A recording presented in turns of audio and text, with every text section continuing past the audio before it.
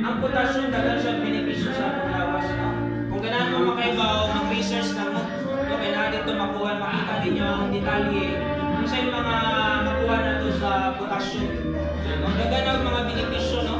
Pero di ba sa saging na siya makuha? Mangutana ko ninyo kung ganun sa ninyo kahuno ng saging. Before meal or after meal? After. After meal. Morning breakfast dapat. Breakfast, oh ba? After breakfast dapat. After breakfast. Kay solid ang saging. Dapat Okay. ma-absorb sa tiyan. Hindi siya pwede sa gabi. Oh, yun naman. So actually, Before or after sa breakfast, before lunch. oh, yun. Bawal siya sa hapon. Oh, bawal siya sa gabi. Noong na gabi. Bawal siya o buntag sayo. Oh, bawal. Bawal sa empty stomach. Yeah, ay, dili. Wait, ganun ba? Bawal. Kaysa mo na ibawan ang nag-istorya sa buhaan. Ang nag-istorya sa buhaan, nutritionist yan. Ibaw mag-nutritionist. Yung mga nutritionist sila mo yung mag-study sa about sa mga pagkaon.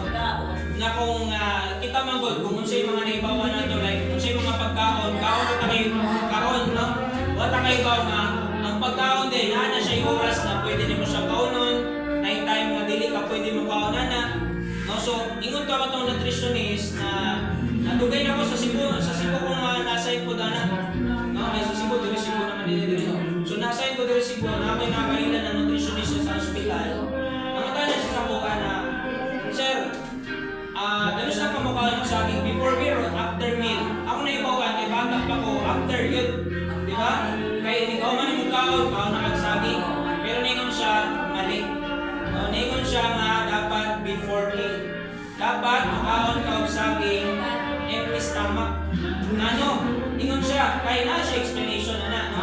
So, ano yung empty stomach? Para ang nutrients sa saging is ma-absorb sa iyong lawas. No, kay kung hindi ka man mo meal, hindi ka man mo kaon, syempre nauna ang imong ikaon, tapos sunod ang saging. So dili daw siya nimo ma-absorb ang mga nutrients kung unsay na sa saging. O, di ba? Mo to nga na kayo ko, so kada ato, dili na mo kaog saging after meal, before meal na ko. Pero na siya time na kaunon ha. Kailangan mga around 9 hangtod sa hapon. O dili siya pwede sa gabi. Di siya pwede buntag sa'yo. So na siya time na kaunon. Nung mga nasa kalato, di na ako mukhaon ng saging na after meal, no? Before na. Okay, para ma-absorb daw ang nutrients sa saging. No? So karon, at least namin nakuha ang idea ha, no? Pero nasa inyo nagyapon na kung sundin din or dili. Pero para sa ako kay since katungan nagstorya sa ako kay nutritionist siya sa hospital ba. So for sure na siya yung mga istadihan about kanan. Diba? So dili sila basta-basta kay kana sila may magbuot sa mga pagkaon sa mga pasyente niya. No kana sa hospital. Diba naman na yung mga pagkaon kasi tawag na kanang Dietitian. rason parang rason ba na no? Pero usay dili man ang pasyente mo kaon, di ba? Ang nagbantay man. Watcher. No? Watcher. Pero kana kay gibalanse na nila ang mga pagkaon suitable sa pasyente. Pero di ba usay ang pasyente mo kay dili ka kaon kay naka-dextrose, naka-NGT, di ba no?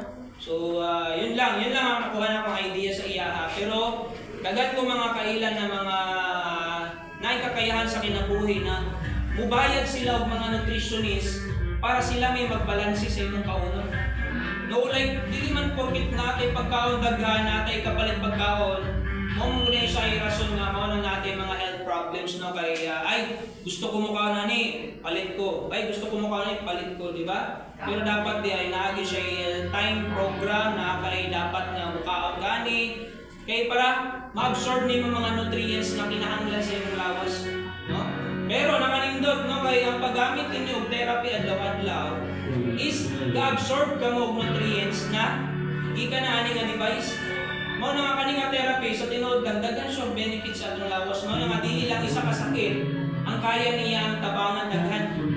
No mo na kung naa kay sakit po daghan kayo, no liman mo na kung wala pa niya therapy.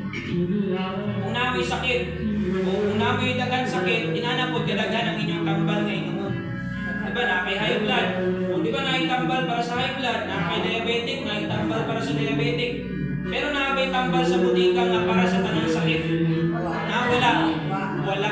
No, bisag asa mong butika ka mo adto walay tambal nga para sa tanang sakit. No, may nga sa butika, pwede ko mapalit og tambal para sa tanang sakit. Wala. Kay tanang sakit kay lahi og tambal. Ha?